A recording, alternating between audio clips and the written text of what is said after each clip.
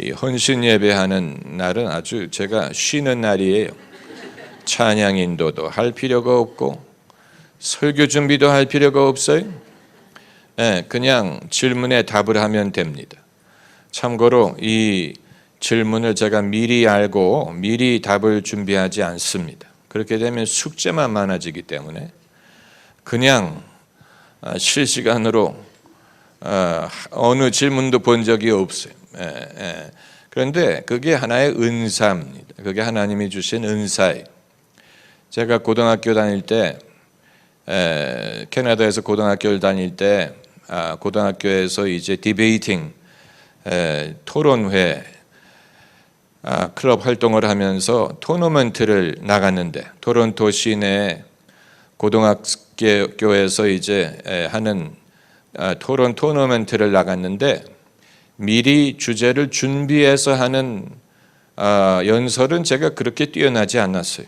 왜냐하면 뭐라고 그 주제에 대해서 준비를 해야 될지도 모르겠고 그런데 제가 누구보다도 월등하게 뛰어났던 부분이 있었는데 그것은 즉흥 토론회였습니다. 즉흥 토론회는 주제를 30분 전에 알려주고 30분 동안 준비하게 하고 그리고 양쪽으로 나누어져서 토론하는 것입니다.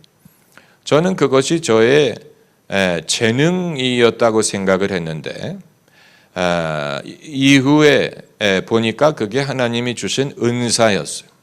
그게 이제 하나님의 말씀을 전하게 하기 위해 그러니까 그 은사가 어떤 주제에 대해서 순간적으로 떠오르는 지혜를 가지고 사람들에게 말하는 그것이 신앙에도 적용이 되고 그 이외의 부분에도 적용이 됐던 것입니다. 그렇다고 제가 뭐 그걸 잘한다라고 자랑을 하는 게 아니고 그 순간적으로 어떤 그 주제에 대해서 말을 할 때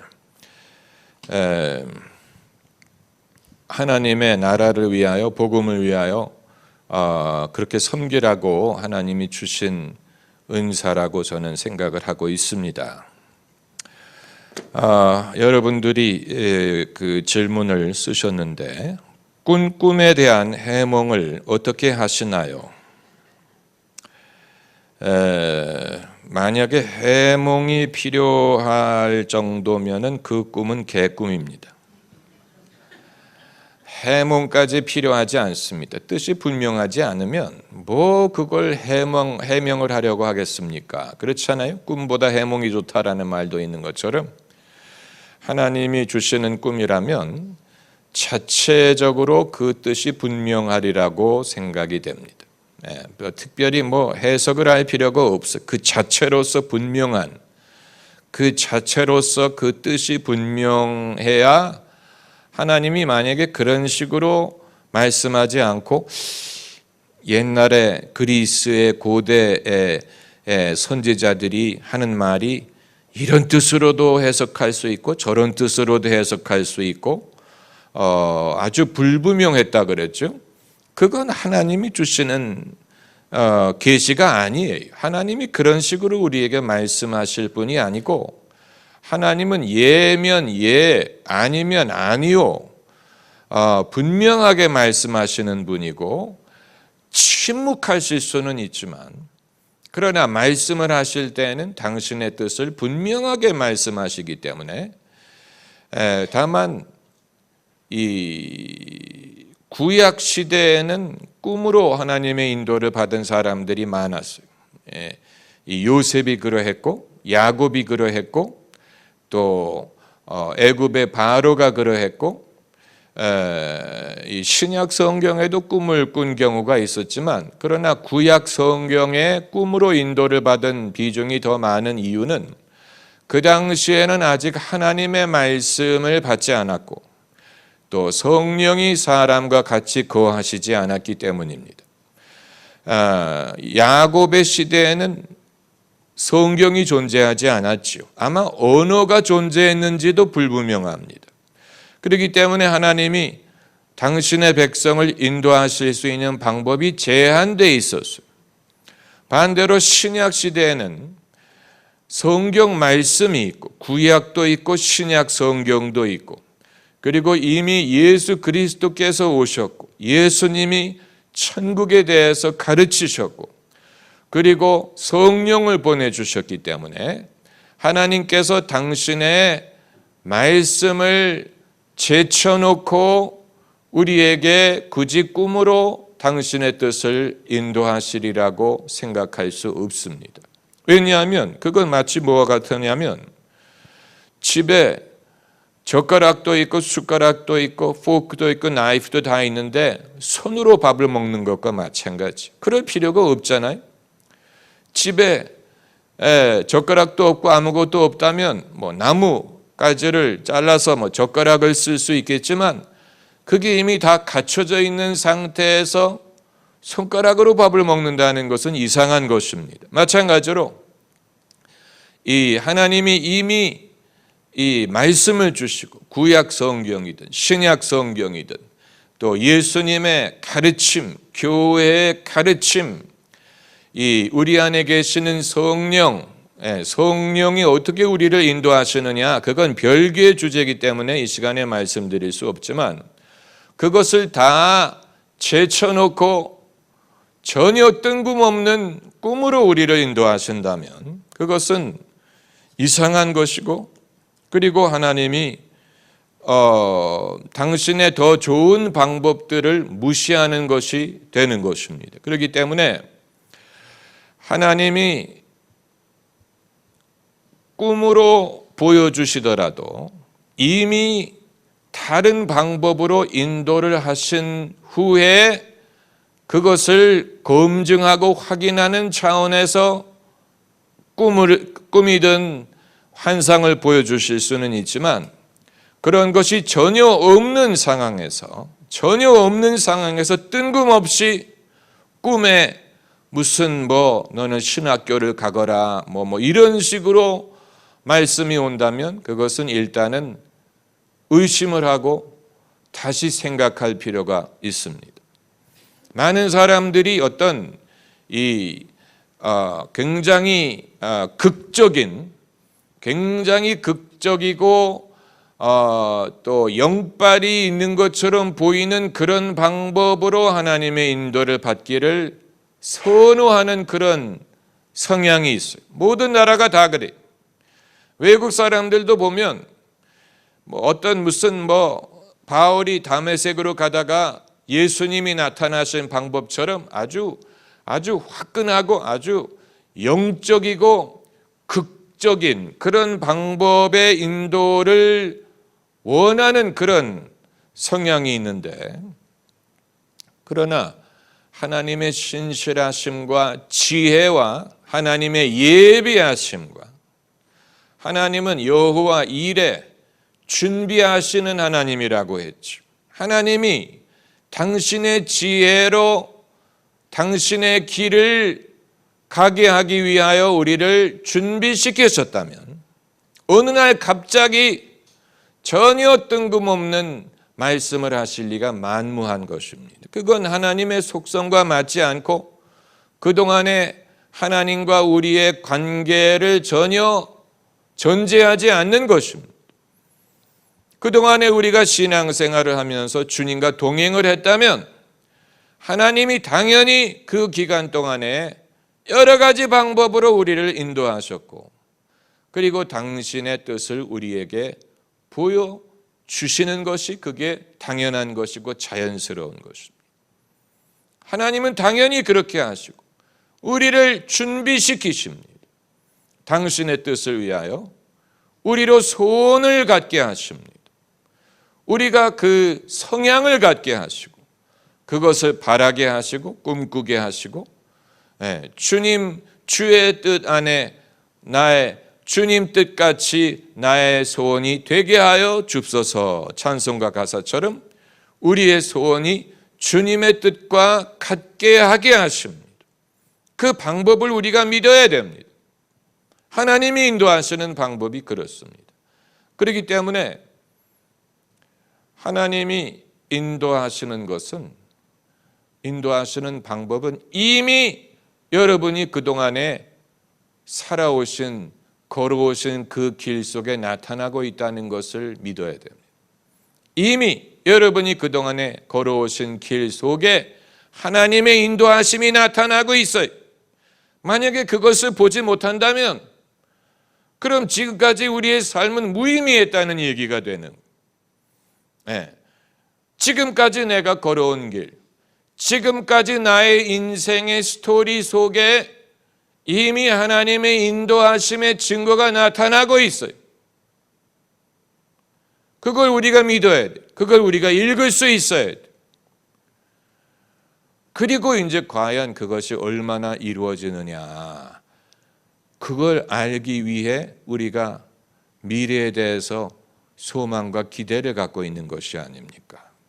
그것이 과연 어떻게, 언제, 얼마만큼 이루어질까를 우리가 알고 싶기 때문에 미래에 대해서 우리가 기대와 소망을 갖는 것이 아닙니까? 그렇기 때문에 저는 제가 요즘 들어서 꿈 얘기를 한 것은, 꿈 얘기를 하면 한국 성도들은 귀를 번쩍 뜨고 듣습니다. 평소에 하나 성경 얘기하면 안 듣다가 평소에 성경 얘기하면 아무도 안 들어요. 뭐 그런가 보다 하다가 꿈 얘기하면 눈이 커져가지고 그건 이제 잘못된 것입니다. 그건 꿈에 더 큰 비중을 두는 것인데, 우리가 꾸는 대부분의 꿈은 사람이 잠을 자고 있다고 뇌가 멈췄다고 누가 그럽니까? 그렇잖아요. 사람이 잠을 자는 건 그냥 잠을 자는 것뿐이지 생각이 끊어진 건 아니에요. 그렇기 때문에 여러분, 사람이 잠을 자면서 껌을 씹을 수 있다는 사실을 아세요? 제가 여러 번 해봐서 알아요. 껌을 씹다가 잠이 들었는데 자다가 깨보니까 계속 껌을 씹고 있더라고요. 그러니까 자면서 껌을 씹고 있었던 거에 삼키지 않고. 그러니까 사람이 잠을 잔다고 모든 것이 멈추는 게 아니에요. 생각이 지속됩니다. 그 생각의 지속이 꿈이에요. 다만 우리가 기억을 못하는 것뿐이지. 저는 꿈에 그렇게 큰 비중을 두지 않습니다. 저희 어머니는 꿈에 비중을 많이 두셨어요. 저희 어머니는 꿈으로 인도를 많이 받으셨다고 생각을 하셨는데, 그건 당신의 성향이 그러셨기 때문에. 우리 어머님은 좀 그런 식으로 좀 직관적인 면을 강조하시는 그런 성격이었고, 저는 우리 어머니보다 더 분석적이고 해석적이고 더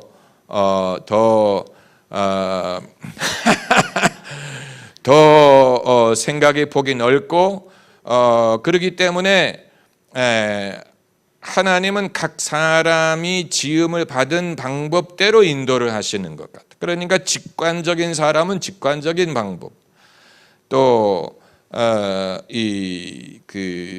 분석적인 그런 성향을 가진 사람은 그런 식으로 인도를 하십니다. 그러니까 저희 어머니는 그렇게 꿈에 비중을 많이 두셨지만, 제가 어렸을 때 당신이 꿈 얘기를 얼마나 많이 하셨는지 몰라요. 그래서 우리 어머니의 꿈은, 그래서 제가 여자에 대해서 이 편견을 갖고 있는 걸 어떻게 알게 됐냐면, 저희 어머니는 꿈에 여자가 나타나면 무조건 나쁜 꿈이에요. 꿈에 여자가 나타나면 무조건 나쁜 꿈이에요. 이상하다. 어머니도 여자인데 왜 꿈에 여자가 나타나면 그걸 나쁜 꿈으로 여기실까? 꿈에 여자가 나타나면 무조건 나쁜 꿈. 아무튼 그런, 예수 믿기 이전부터 그런 게 있으셨어요. 그러니까 이 선지자의 은사를 가진 사람이라면, 선지자의 은사를 가진 사람은 그 사람의 모든 감각이 영적으로 확대가 돼서 사람의 그 육감, 시각, 청각, 후각, 촉각, 이런 모든 부분이 이제 영적으로 그 능력을 부여받아서, 선지자의 은사를 받은 사람은 이 남이 보지 못하는 것도 보고, 남이 듣지 못하는 걸 듣고, 남이 느끼지 못하는 것을 느끼고, 이런 면이 있습니다. 그건 이제 선지자로서의 기름 부음이 많은 사람의 경우이고, 그런 사람이 많지는 않죠. 구약의 엘리사 같은 사람이 그런 부류에 속했죠. 엘리사는 이 자기 종이 나아만에게 가서 이 돈을 받는 것까지도 봤다 하고 말했으니까 그 여러 가지 감각, 하나님이 그 사람이 성령을 받으면 그의 감각이 더 영적으로 민감해져서 육신의 사람이 보지 못하고 느끼지 못하고 생각하지 못하는 것을 생각하게 하시는 그런 부분은 있어요. 그러니까 우리의 모든 판단력을, 능력을 배가시키는 거죠. 성령을 통해서 우리의 모든 판단력을 배가를 시켜서 더 잘 깨닫고 이해할 수 있게 하시는 것인데, 다만 그것은 무슨 공부하는 데 적용되는 것 같지는 않고, 이 하나님의 일을 하고 그리고 사람들을 섬기기 위해서 사용하게 하십니다. 두 번째 질문은 어떻게 하면 전도를 잘할 수 있나요? 비법을 알려주세요. 비법은 없습니다. 그래서 비법은 없어요. 하나님의 나라에는 비법이 없어요. 전도도 은사예요. 전도의 은사가 있는 사람들이 있어요. 그럼 은사가 없는 사람은 안 해도 되느냐? 그건 아니에요. 모든 사람이 해야 되는 거예요.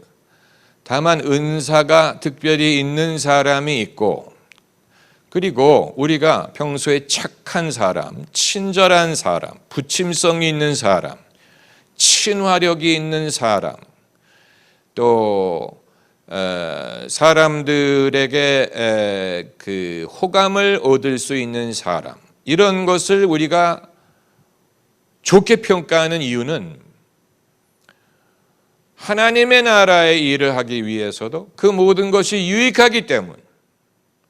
만약에 그게 아니고 사람이 불친절하기 짝이 없고 인상이 나쁘고 또 전혀 부침성이 없고 전혀 사람들에게 호감을 주지 못한다면 전도뿐만이 아니고 뭔들 잘 되겠습니까? 그러니까 이건 상식적인 것입니다. 사람이 이 부침성이 있는 사람, 그러니까 저처럼 이렇게 너무 심각하게 보이는 사람보다는 사람들이 남자든 여자든 이렇게 쉽게 마음을 열고 쉽게 말을 붙이고, 그리고 말을 붙였을 때 상대방이 그것을 신뢰하기가 쉬운 사람들이 있어요.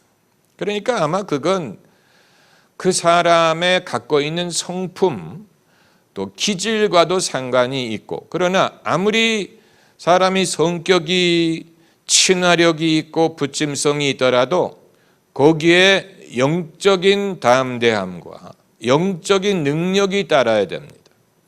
그러지 않으면 그 이외의 주제에 대해서는 말을 할 수 있으나 복음을 전하는 부분에 가서는 주저할 것입니다. 복음을 전하는 부분에 있어서는 주저하고 내키지 않을 텐데, 그 부분에 있어서 이제 담대함이 있어야 됩니다. 그런데 전도라는 말을 어떤 식으로 정의하느냐 하는 게 중요해요. 전도를 한다고 해서 그 순간에 대화를 시작해서 처음 만나는 사람과 대화를 시작해서 그 대화하는 도중에 그 사람이 예수님을 영접하게 해야 되느냐? 반드시 그것만을 전도라고 부를 수는 없어요. 그 대신 그 사람을 신앙의 모임에 초청을 할 수 있다든가, 신앙에 대해서 관심을 갖고 추가의 대화를 할 수 있는 그런 그 마음을 갖게 한다든가, 그것도 전도예요. 교회 모임에 초청을 한다든가. 그러니까 전도라는 말을 우리가 어떤 식으로 해석하느냐. 예수님도 전도가 100% 성공적이었던 건 아니에요. 안 믿은 사람들이 있었으니까. 예수님 말씀 안 믿은 사람들이 있었어요. 또 떠나간 사람들이 있었어요. 부자 청년 같은 사람은 내가 어떻게 하면 영생을 얻을 수 있겠습니까? 라고 물어서 예수님이 내 재산을 팔아서 가난한 자들에게 나눠주고 그리고 너는 나를 쫓으라 했더니 그 청년이 그 재물이 많은 거로 떠나갔다고 했어요. 그러니까 예수님이 실패하신 거예요. 전도에 성공하지 않은 거예요. 또 예수님이 이적과 기사를 행하시는 중에도 바리새인들은 믿기를 거부했어요. 그리고 여전히 예수님께 표적을 보이라고 요구했죠. 그러니까 예수님도 모든 사람들을 다 전도하실 수 있었던 것은 아니에요. 전도의 능력이 있다고 모든 사람이 믿으리라는 보장은 없어요. 여전히 세상에는 믿기를 거부하고 신앙을 비웃고 또 영적인 것에 대해서 대화하기를 거부하는 사람들이 있습니다. 그건 부인할 수 없는 사실이에요. 세상에는 산 자와 죽은 자가 있어요. 모든 사람이 다 구원을 받는 건 아니에요. 그렇기 때문에 항상 기도해야 됩니다. 전도 받을 준비가 된 사람에게 저를 인도해 주십시오. 아무개를 내가 만나려고 하는데 그 사람의 마음이 주님을 향하여 열리도록 하옵소서. 이 기도로 준비를 해야 되고 하나님의 인도를 구해야 되고 그리고 대화하는 도중에도 주님께 적절한 말, 하나님이 주시는 말씀을 전하게 해달라. 대화를 인도해달라. 늘 기도를 해야 되고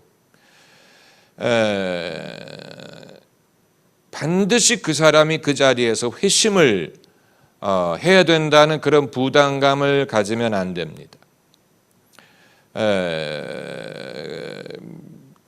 그런 경우 우리가 너무 그런 예화를 많이 듣다 보면 모든 전도 사례가 그래야 된다고 생각을 하기 쉬운데 그건 오히려 효과적인 전도를 방해하는 그런 결과를 낳을 수도 있습니다. 왜냐하면 그렇게 해야만 되는 줄로 아니까. 그렇게 해야 되는 줄로만 알게 되면 하나님이 그렇지 않은 방법으로 하실 때는 실패라고 생각할 것입니다. 그러니까 내가 대화를 시작하기 전보다 대화를 끝낼 즈음에 그 사람이 더 마음이 열리고 신앙에 대해서 마음이 열리고 그리고 이후에 더 신앙에 대해 알아볼 수 있는 그런 마음을 갖게 된다면 성공하는 거예요.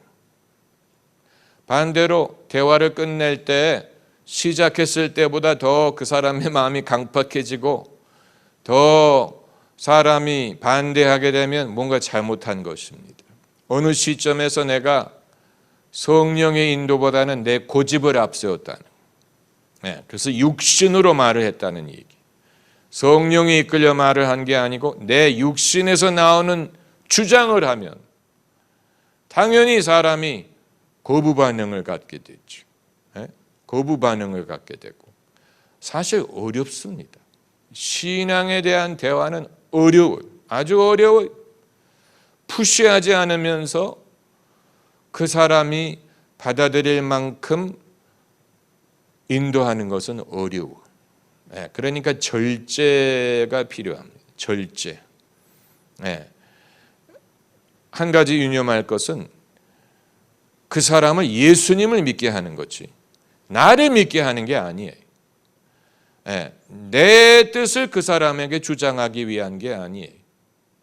만약에 내 뜻을 주장하려고 했다면 그 사람은 그 동기 자체가 잘못된 거예요. 내 제자를 만들기 위한 게 아니에요. 나를 믿게 하는 것도 아니에요. 그렇기 때문에 내가 어느 선에는 비켜서야 돼. 주님이 역사하시도록 비켜서야 돼.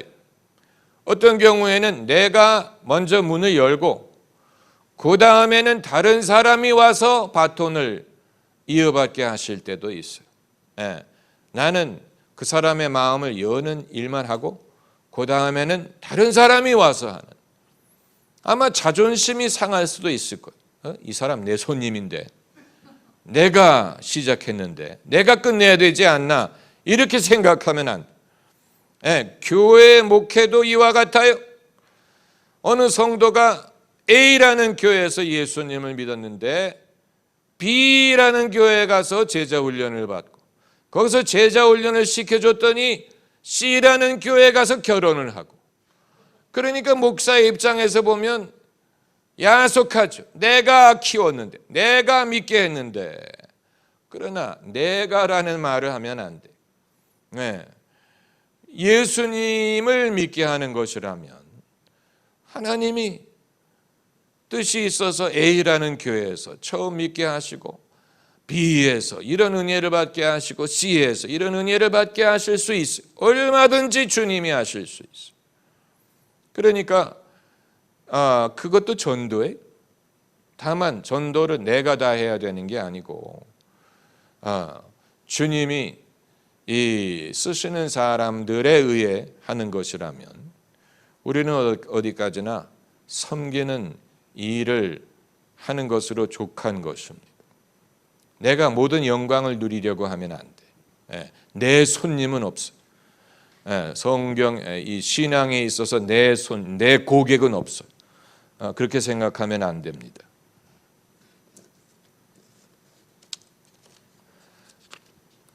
선교지에 가서 하고 싶으신 일은 무엇인지요? 따라오시면 보실 수 있을 겁니다. 제가 이 일에 대해서 받은 성경 구절이 있어요. 내가 가는 곳에 너희는 따라오지 못할지니라.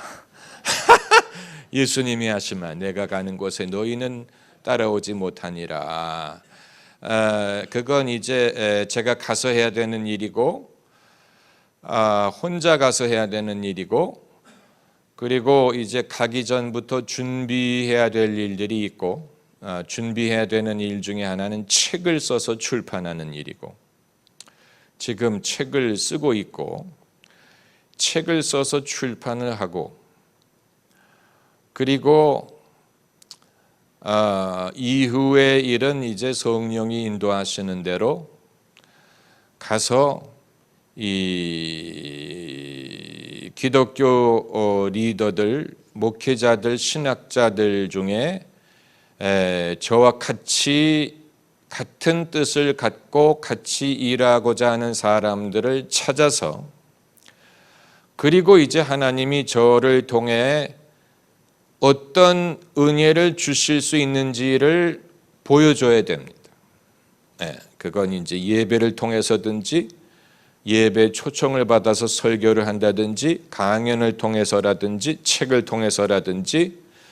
그래서 그 사람들이 하나님이 저와 함께 계시고 역사하신다는 것을 인정하고 그 일을 받아들일 수 있도록 해야 돼요. 교회를 개척하는 것과 비슷합니다. 교회를 개척하는 것도 사실은 그런 방법으로 하는 것입니다.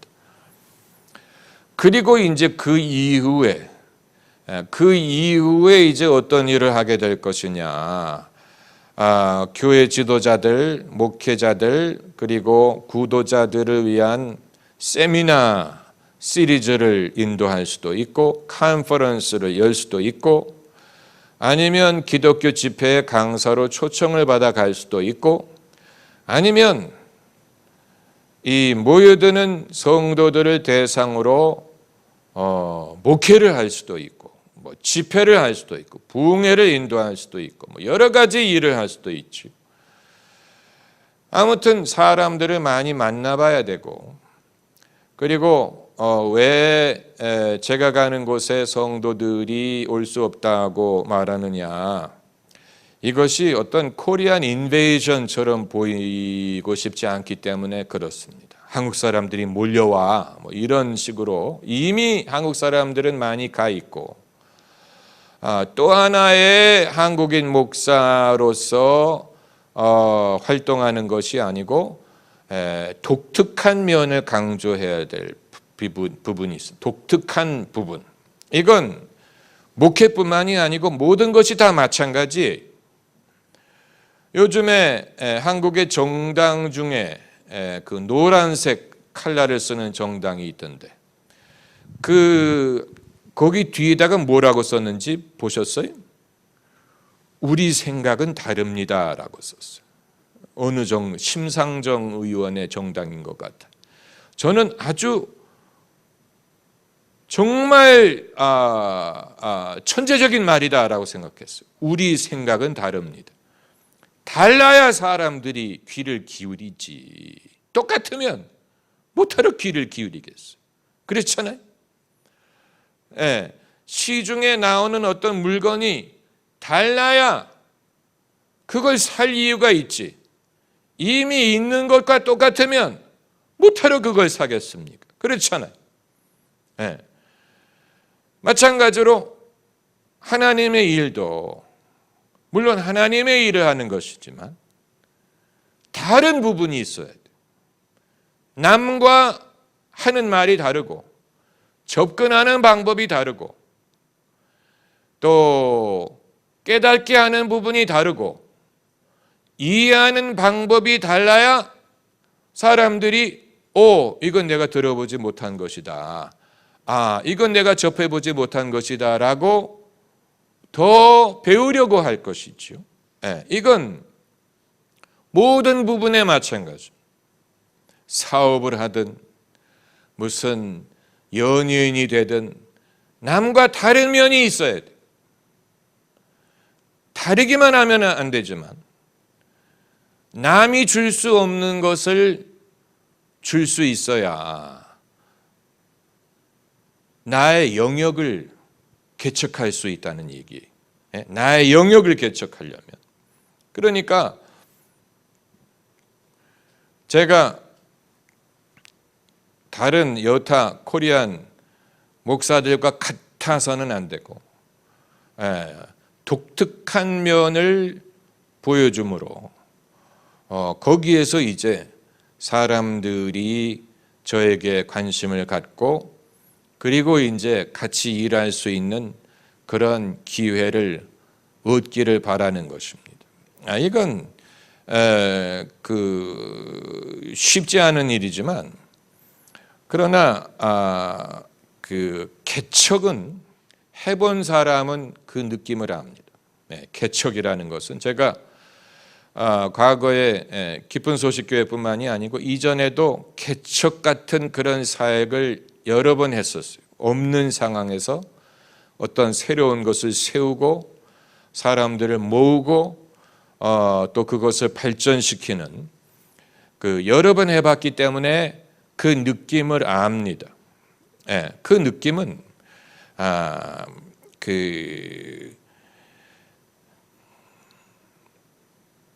이 사역의 놀라운 면이 바로 거기에 있습니다. 이미 상이 차려져 있는 데 가서 숟가락 하나 얹는 게 아니고 없는 상황에서 신앙에 관심을 있는 사람들을 모으는 일은 그건 상당히 신나는 일이고 신기한 일이고 그리고 흥분되는 일이에요. 그렇기 때문에 구체적인 어떤 청사진을 갖고 있는 건 아니고 사도 바울이 이방인 선교를 할 때 무슨 청사진을 갖고 가지 않았죠. 사도 바울이 유럽으로 건너가기 전에 소아시아에서도 활동을 많이 했고 그리고 그 당시는 유럽과 아시아의 경계가 모호했어요. 그냥 이름을 아시아라고 불렀지 요즘처럼 무슨 동양인, 서양인으로 구분했던 것 같지는 않아요.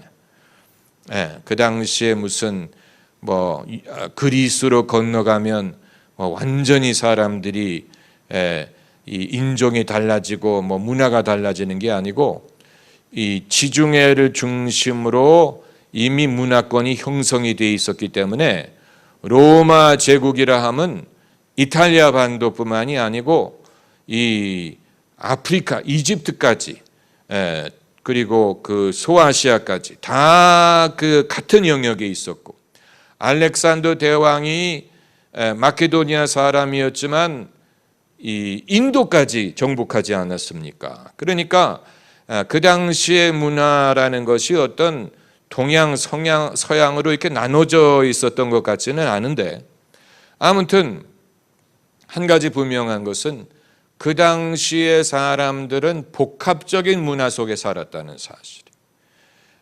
여러 언어, 여러 문화, 여러 종교가 섞여 있는 상황에 살았어요. 그렇기 때문에 예수님도 아마 여러 언어를 구사하셨으리라고 추측이 됩니다.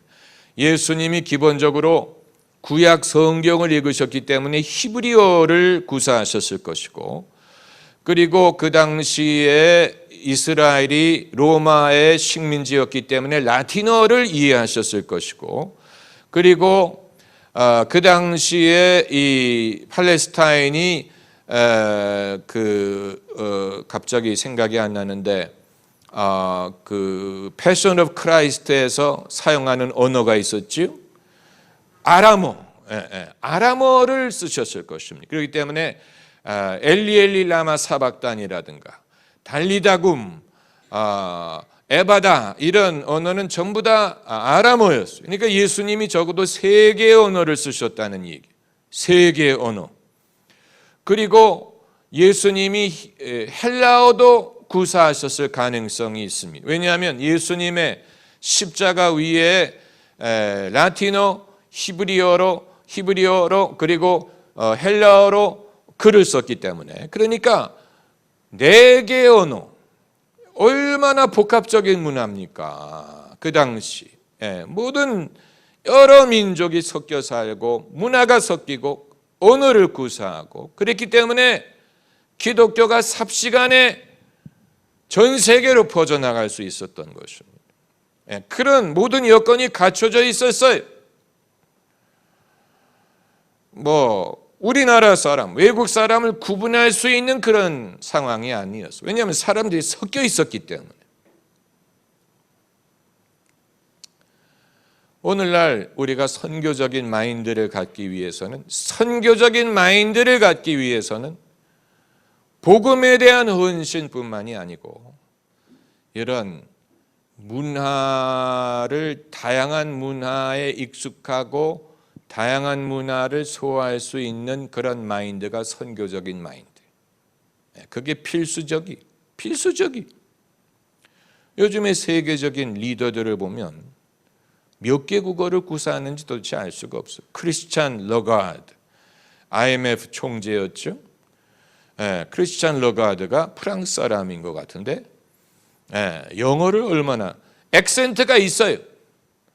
그러나 액센트는 그건 자연스러운 거고, 그렇다고 영어 구사가 어려운 게 아니에요. 영어 구사가 아주 완벽해요. 그 이외에도 여러 가지 국제적인 일을 하는 사람들을 보면 이 언어뿐만이 아니고 문화적인 면에 있어서든 이 누구를 만나든 그 사람들과 소통하고 대화하고 이해하고 같이 일할 수 있는, 대한민국 사람들이 그 면만 갖게 되면 이미 기도의 열정과 신앙의 열정과 헌신을 가졌기 때문에, 그리고 머리가 좋고 열심 부지런하고, 그렇기 때문에 그런 그 문화적인 외교관이 될 수 있는 면만 소유를 하면 큰 일을 할 수 있을 것이라고 봅니다.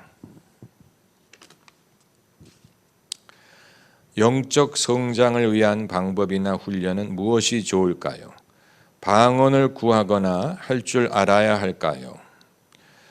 참고로 영적 성장과 방언은 같은 것으로 보시면 안 돼. 같은 맥락에서 질문하시면 안 돼. 방언은 방언이고 영적 성장은 영적 성장이, 방언이 영적 성장에 도움을 줄 수도 있지만 방언을 못한다고 영적 성장이 없는 게 아니에요. 그렇기 때문에 아마 그 어떤 영적 체험을 영적 성장의 일부라고 보실 수도 있는데 맞는 얘기입니다.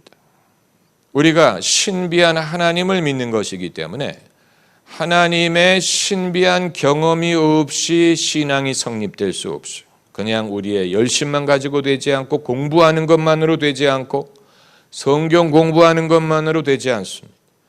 한국의 어떤 유명한 가수가 성경을 읽으면 신앙을 이해할 수 있을 줄로 기대하고 성경을 열심히 읽었는데 깨달아지는 게 없다고 말을 했지.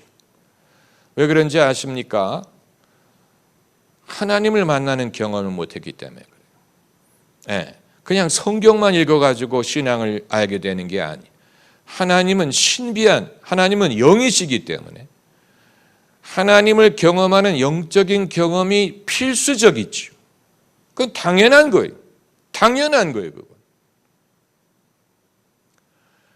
다만 영적인 경험은 그건 우리가 원한다고 얻는 게 아니고 그건 하나님이 주시는 것인데, 그럼 그 경험을 우리가 얻을 수 있기 위하여 할 수 있는 일이 무엇이냐?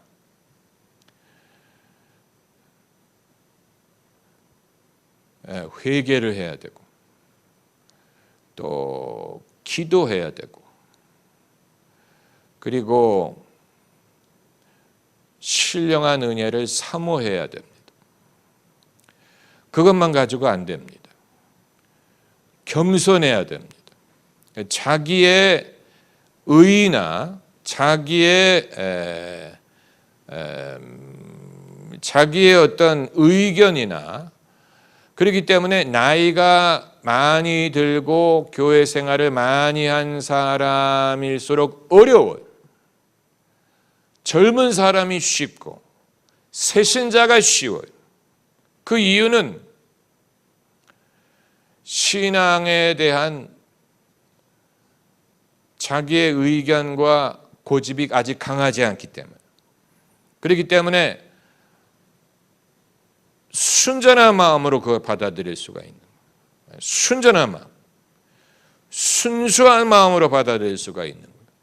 반대로 자기 생각이 굳어지면 순수한 마음으로 받아들이기보다는 자기 의견이 많아져. 뭐 꼭 그래야 되겠어. 그렇지 않을 수도 있어. 내 생각은 좀 달라. 아니야. 이런 식으로 하게 되면 어려워집니다. 그리고 또 하나는 은혜 받을 만한 때를 얻으셔야 됩니다. 은혜 받을 만한 때. 로마서 말씀 한번 찾아보세요. 이걸 직접 우리가 찾아보지 않으면 어떻게 알겠습니까? 그렇죠?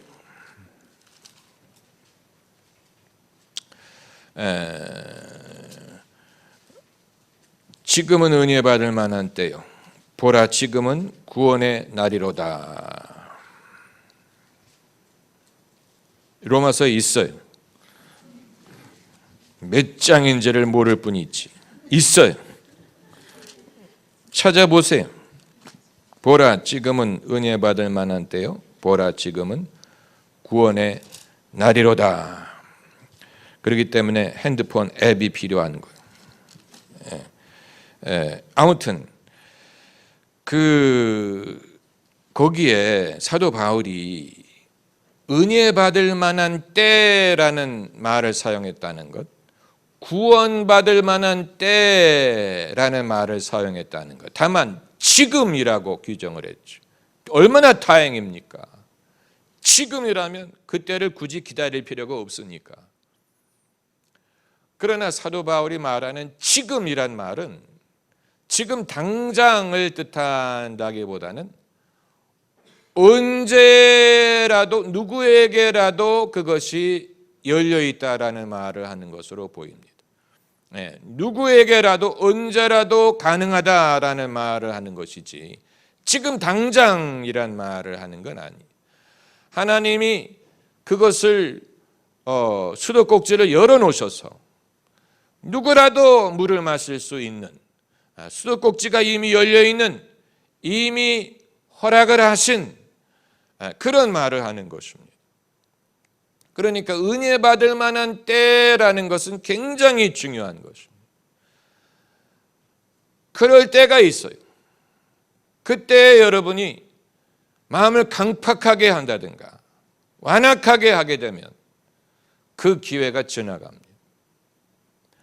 그리고 은혜를 받을 만한 때에 준비된 사람은 혼인잔치에 들어가는데 준비가 안 된 사람은 혼인잔치에 못 들어가는 그런 일이 발생할 수도 있습니다.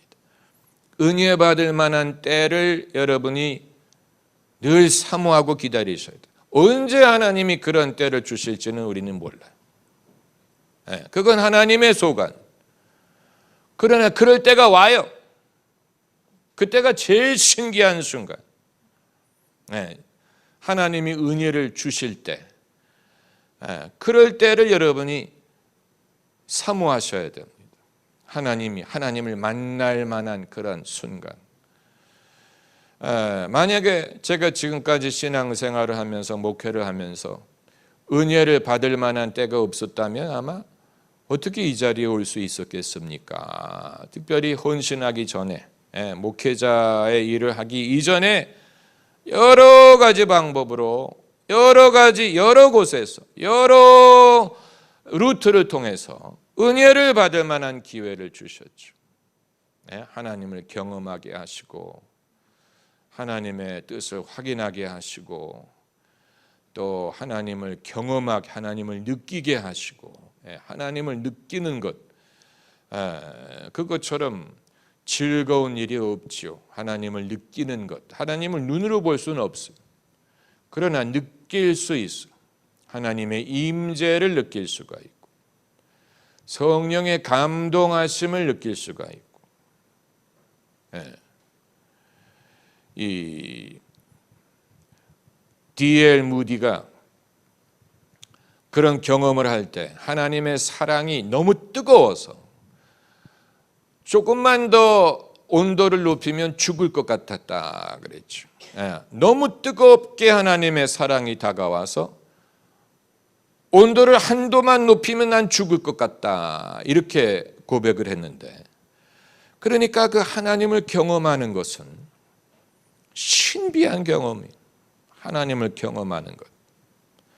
어느 누구도 하나님을 경험할 때 미운 감정이 왔다든가 무슨 누가 원망이 됐다든가 욕을 했다든가 무슨 인생이 한탄스러웠다든가 그런 사람은 한 명도 없어요. 만약에 그랬다면 그건 악령을 받은 거예요. 하나님을 경험할 때는 전부 다 해피하고 전부 다 마음이 평안하고 즐겁고 기쁘고 염려가 없고 무엇보다도 하나님이 자기를 사랑하시는 것을 느끼는, 사랑이 나를 채우는 것을 느낍니다. 하나님을 경험해야 돼요. 하나님을 경험하지 않고 신앙생활을 하는 사람은 그 고통스러운 사람이 그건 마치 아내가 남편을 위해 수고를 많이 하면서 한 푼도 못 얻어먹는 거 마찬가지. 그런 분이 있으시면 안 되겠지만 남편을 위해서 밥도 해주고 뭐도 해주고 많이 해주는데 남편이 돈 한 푼도 안 주면 얼마나 고통스럽겠습니까? 마찬가지로 내가 주님을 위해서 열심히 수고를 하고 이것도 하고 저걸 하는데 하나님이 나를 안 만나줘. 그럼 그건 굉장히 괴로운 일이죠. 그 지속할 수 없을 거예요. 그렇지 않습니까? 하나님께서 내가 너를 안다. 너는 내 것이라. 이렇게 여겨주시는 경험을 해야 돼. 우리 모두가 마찬가지. 그런 경험을 한 사람은 주님을 떠날 수가 없어요. 그런 경험을 못했기 때문에 교회를 떠나는 거예요. 그런 경험을 하면 그 사람은 일평생 예수쟁이에요. 예. 그러니까 너무 복잡하게 생각하실 필요가 없습니다. 목사님 유럽 선교하시다가 아니다 싶으시면 다시 교회로 또 오실 생각이나 계획이 있으신가요? 그건 마치 시집가는 딸에게 언제든지 아니다 싶으면 집으로 와라, 뭐 이렇게 말하는 것과 마찬가지입니다. 사실이더라도 그건 어느 딸도 어느 딸도 그런 말을 환영하지 않습니다. 아빠는 항상 내 편이다. 만약에 가서 아니다 싶으면 언제라도 돌아와라. 내가 네 방을 항상 준비해 놓겠다. No thank you. 지금 시집가는 딸한테 출가 외인이다. 너는 이제 그 집에서 뼈를 묻을 각오를 해라. 뭐 이래야지. 뭐 아니다 싶으면 뭐 그렇다고 아버지가 뭐 영원히 기다려 줍니까? 아버지도 돌아가실 텐데. 그렇잖아요. 그리고 돌아온들 즐거울 것 같지 않아요? 뭐 그런 분이 여러분 중에 없으시겠지만 돌아온들, 그래서 아빠가 방을 예비해서 돌아온들 그 즐겁겠어요? 즐겁던 내가 그리워하던 내 방, 뭐 돌아온다고 그게 즐겁겠어요? 하나도 안 즐겁죠. 서러울 거예요. 내가 어쩌다가 다시 여기로 돌아왔나. 그러니까 그 사도 바울이 늘 이렇게 루트를 돌았죠. 사도 바울의 그 선교 그 지도를 보면 한 바퀴 돌고 또 돌고, 그러니까 돌아왔는데 돌아온 것은 이제 재정비를 하기 위해서 왔다든가 헌금을 하기 위해서 왔다든가 뭐 사람을 데리고 가기 위해서 왔다든가 이런 식으로 이제 몇 바퀴를 돌았죠.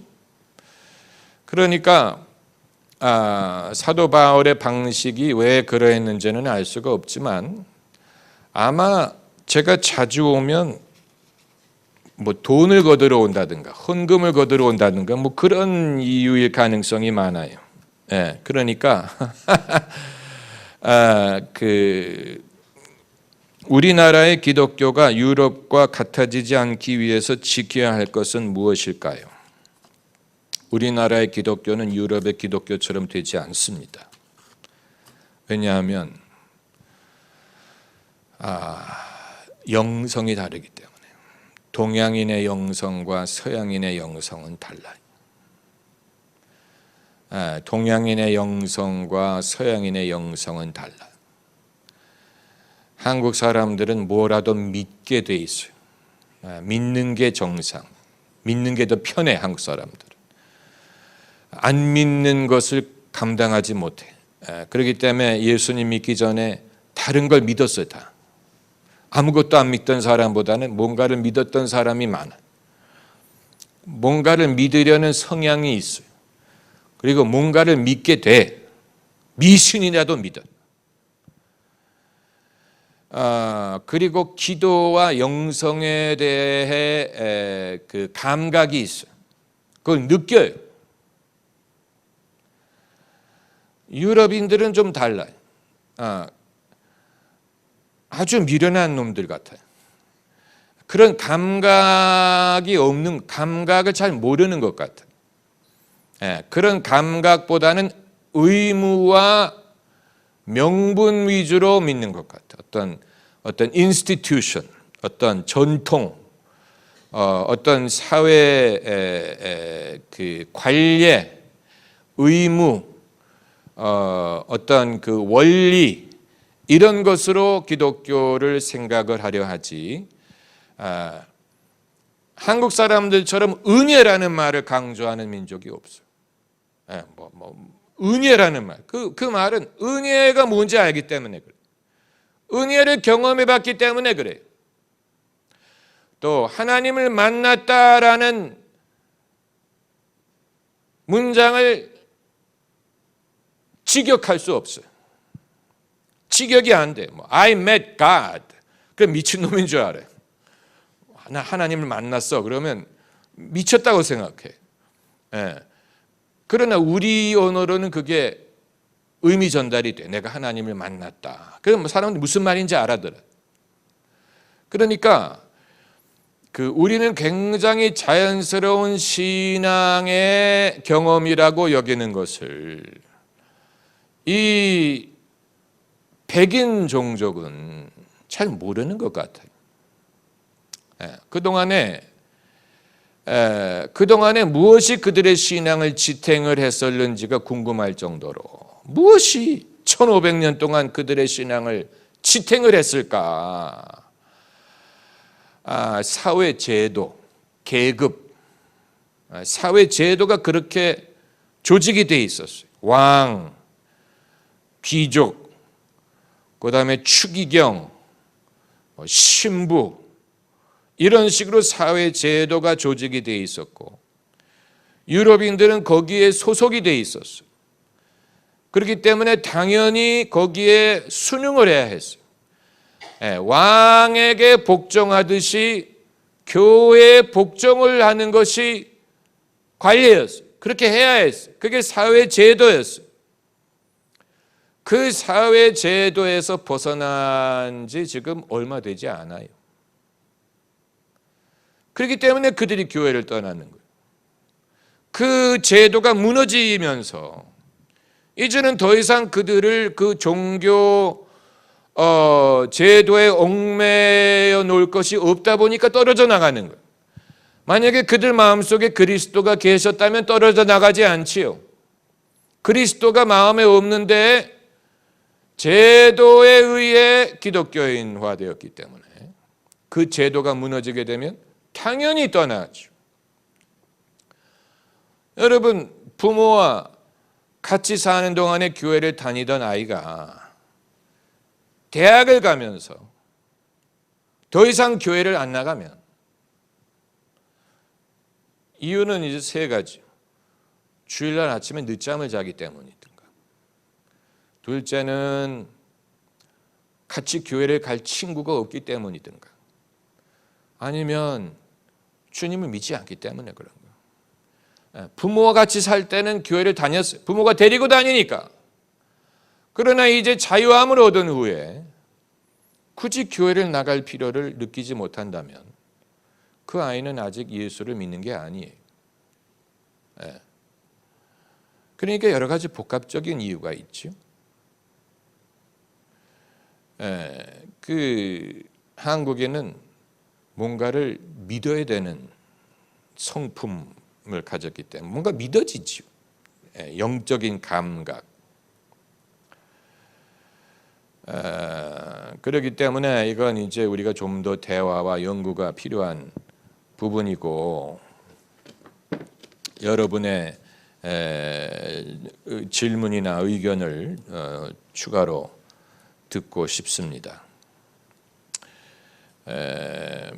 한국인들은 동양인들이 다 그래요. 모든 종교가 동양에서 비롯됐어요. 그 사실을 아시지요? 이슬람, 힌두교, 불교, 기독교, 유대교 전부 다 동양에서 비롯되지 서양에서 비롯된 종교는 하나도 없어요. 그 종교가 서양으로 건너간 것뿐이지. 그래서 창세기에 노아가 내가 야벳을 창대케 하여 셈의 장막에 거하게 하리라 라고 말씀하셨어요. 셈의 장막이 뜻하는 것은 성전이, 야벳은 유럽인의 조상이에요. 셈은 동양인의 조상이에요. 셈족. 셈의 장막에 야벳이 거하게 하신다고 하셨어요. 장막을 만드는 것은 셈의 후손들의 역할이에요. 그 동양민족에게 종교성이 있고 영성이 있고 영적인 감각이 있어요. 그 동양인들이 시베리아에서 북아메리카로 건너간 사람들이 인디안과 인디오. 인디안 사회에는 샤만이 있어요. 그 사실을 아시죠? 인디안 사회의 샤만은 꿈을 꾸고 예언을 해요.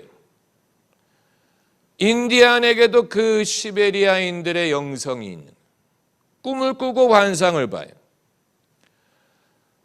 그 사람들에게 아메리칸 인디언에게 신은 없으니 신을 믿지 말라라고 말하면 들을 것 같아요?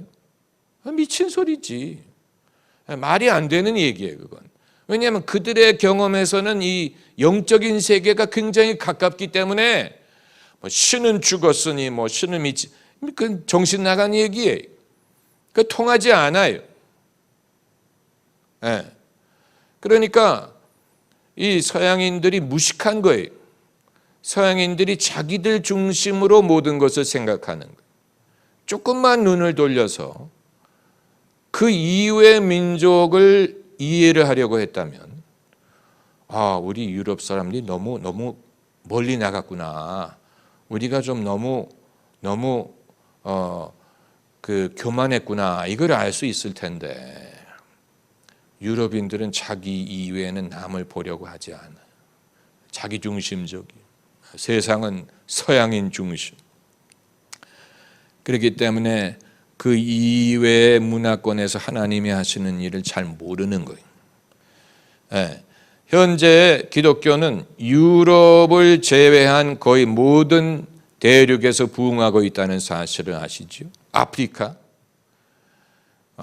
중남미, 아시아에서 기독교는 부흥하고 있어요. 유일하게 부흥하지 않는 대륙은 유럽이에요. 그렇기 때문에 그들이 조금만 눈을 돌려서 우리만 세상에 사는 게 아니구나 하는 것을 보게 되면 우리가 교만했구나, 우리가 성급했구나 하는 것을 알게 될 것입니다. 아주 중요한 일이. 그러니까 우리가 아직 충분히 서로 교류하고 있지 못하다는 증거. 내면적, 무슨 아이폰이든 무슨 반도체든 무슨 핸드폰 같은 것으로 교류는 하지만 우리가 내면적으로 교류하고 있지 않아요. 아직 우리는 나누어져 있어요. 한국 여성과 결혼하는 서양 남자는 거의 대부분이 교회를 다녀요. 그렇게라도 해서 신앙을 갖게 해야 돼. 정말 한국 여자랑 결혼한 서양 남자들 대부분 교회 다녀요. 왜냐하면 아내가 내버려 둘 리가 없지. 교회 안 나가는 걸 내버려 둘 리가 없어요. 한국 여자가 어떤 여자들인데 내버려 둘 리가 없지. 그러니까 우리가 이렇게 좀 서로 교류를 해야 돼. 너무 사람들이 서로를 몰라요. 여러분 흑인 정서에 대해서 아십니까? 흑인 정서에 대해서 아무도 몰라요. 아무도 관심도 없어요. 그러나 흑인 영성에서 소울이라는 음악이 나왔다는 사실을 알면 그들의 영성이 얼마나 뜨겁고 깊다는 것을 알 텐데, 그러나 사람들은 관심이 없어요. 그냥 음악만 듣지. 음악 좋아. 흑인들은 음악을 잘해. 운동을 잘해. 그렇게만 생각하지 정작 그들과 마음을 열고 교류하지 않기 때문에 흑인들에게는 이 하나님을 경험하고 하나님의 은혜로 마음의 상처를 위로받고 이게 굉장히 중요한 거예요. 거기에서 그들의 모든 음악과 모든 이게 나오는 거예요. 정신. 그러나 사람들이 하도 흑인들에 대해서 관심이 없다 보니까 몰라요. 관심이 없으니까 몰라요. 흑인들이 뭘 생각하고 사는지, 흑인들의 아픔이 뭔지, 왜 흑인 여자들은 다 교회를 다니는지, 왜 교회 갈 때 전부 다 큰 모자들을 쓰고 가는지, 왜 대화할 때마다 Lord Jesus 왜 전부 다 그 신앙이 그들의 대화 속에 있는지 몰라요. 몰라요. 왜 흑인 남자들이 흑인 남자들끼리 서로를 브라더라고 부르는지 몰라요. 브라더라고 부르는 이유는 형제라는 얘기. 교회에서 나온 말이에요, 그게. 교회에서 서로를 브라더라고 불렀기 때문에 흑인들끼리는 서로를 Hey bro라고 부르는 거예요. 그러나 우리는 그냥 겉으로만 듣기 때문에 나도 브라더가 될 수 있나? 그러나 같이 믿음이 없는 사람끼리 브라더가 될 수 없죠. 무슨 말인지 아시겠죠? 그러니까 여러분, 우리가 나만 잘한다고 생각하고 나만 똑똑하다고 생각해서는 안 돼. 특별히 신앙적인 면에 있어서는 얼마나 하나님이 하실 일이 많이 남아있는지 몰라요. 마태복음 25장 29절 무릇 있는 자는 받아 풍족하게 되고 없는 자는 그 있는 것까지 빼앗기리라. 이 구절을 마태 효과라고 경제학에서 언급하는데 그 내용이 진정 말하고자 하는 의미를 알고 싶습니다. 아주 좋은 질문을 하셨습니다. 제 스타일의 질문입니다. 하나님은 계시는 하나님. 하나님의 은혜를 경험하려면 뭔가가 있어야 돼. 하다못해 오병이어라도 있어야 돼. 그래서 너희에게 무엇이 있느냐라고 물어보셨죠. 물고기 2마리와 보리떡 5덩어리가 있나이다. 있는 것을 알기 원하셨죠. 모세에게 내 손에 든 것이 무엇이냐라고 물어보셨죠. 지팡이, 그 지팡이를 가지고 이스라엘 백성을 구원하게 하셨어요. 하나님은 뭔가가 있어야 돼. 인간을 지으실 때도 진흙이 있었어요. 진흙이 있었기 때문에 그 진흙으로 인간을 만든 거예요. 그래서 아담이란 말은 진흙처럼 붉다라는 말에서 비롯된 거예요. 예수께서 제자들 당신의 기적을 행하실 때 다른 건 없어도 사람에게 믿음이 있어야 했어요.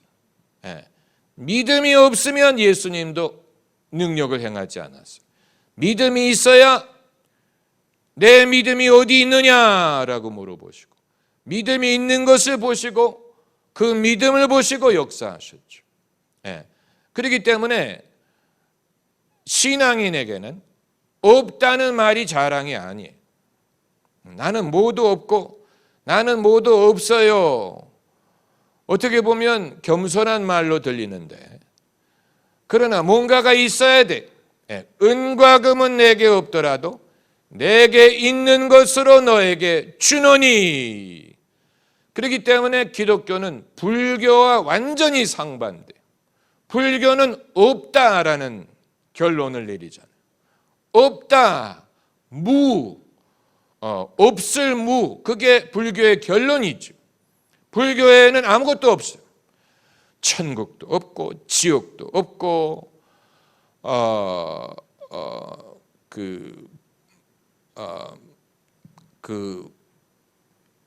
둘이 아니라는 말을 뭐라고 그러죠? 불교에서 둘이 아니라 서로 다르지 않다라는 말을 불이라고 해요. 불이. 다르지 않다. 이게 다르지 않다라는 거예요. 불교는 모든 걸 그런 식으로 부인하죠. 뭐 천국도 지옥도 다르지 않고 뭐 이런 식으로. 그러나 기독교는 하나님이 모세에게 당신을 뭐라고 소개하셨냐면 나는 스스로 있는 자니라라고 말씀하셨죠. 하나님은 계시는 분이에요. 불교는 모든 게 없다라는 쪽으로 몰고 가려고 하는데 기독교는 하나님이 계시기 때문에 내게 믿음이 있고 우리에게 소망이 있고 우리가 갈 천성을 향해 가는 것이고 이 믿음의 실체가 있고 믿음은 바라는 것들의 실상이요. 눈에 보이지 않는 것의 증거니 눈에 보이지 않다고 없는 게 아니에요. 믿음이 바라는 것의 실체, substance. 그렇기 때문에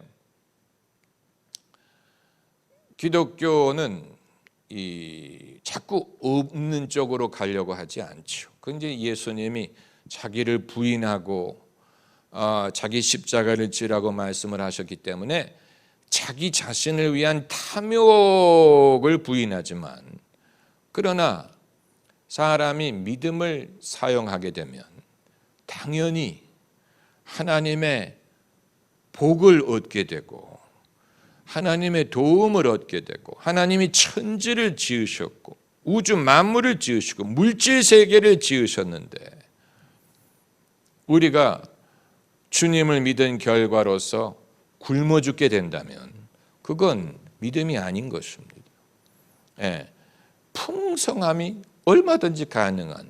풍성함. 나도 풍성하고 남도 풍성하고 또 우리 모두가 풍성해질 수 있고 그런데 이제 사람들이 그것을 탐욕을 위한 도구로 만들었기 때문에 문제가 되지만 그러나 기독교는 우리가 같이 굶자는 종교가 아니에요. 너도 굶고 나도 굶고 그게 아니에요. 오히려 굶는 자에게 먹을 것을 주고 그래서 주라 그리하면 주시리라고 하셨죠. 우리가 무엇을 주면 없어지는 게 아니에요. 내게 있는 것을 주면 없어지는 게 아니에요. 내게 있는 것을 주면 주님이 더 그것을 풍성하게 늘어나게 하시죠. 30배, 60배, 100배. 그러니까 이걸 이제 그 경제학에서 마태의 효과라고 부르는지는 제가 몰랐지만 당연히 이 창조적인 역사와 풍성함과 열매 맺음과 그것도 30배, 60배, 100배 열매 맺음을 예수님이 말씀하셨기 때문에 기독교 신앙, 특별히 말씀과 믿음을 강조하는 개신교 신앙이 들어가는 나라치고 가난한 나라 없어요. 개신교 신앙이 부흥하는 나라치고 가난한 나라 있으면 말해보세요. 없어요. 가톨릭 국가는 가난한 나라들이 있어요. 왜 가톨릭이 그런지는 가톨릭에 가서 물어봐야 돼. 우리에게 물어보면 안 돼. 그 사람들한테 물어봐야 돼. 왜 가톨릭 국가는 가난하냐? 남아메리카, 라틴 아메리카 왜 이렇게 가난하냐? 그런데 개신교 신앙이 들어간 나라치고 가난한 나라 보셨어요. 대한민국을 포함해서. 그렇죠? 그러니까 거기에 왜 우연한 게 아니라는 거예요. 우연한 게 아니에요, 그게. 우연한 게 말씀과 믿음이 들어가면 반드시 창의적인 역사가 나타나고 풍성함이 가능합니다. 할렐루야. 오늘 그 헌신 예배 드려주신 새가족부에게 축복의 말씀을 드리고 오늘 하나님이 우리 모두에게 은혜 베풀어 주시기를 바랍니다. 할렐루야.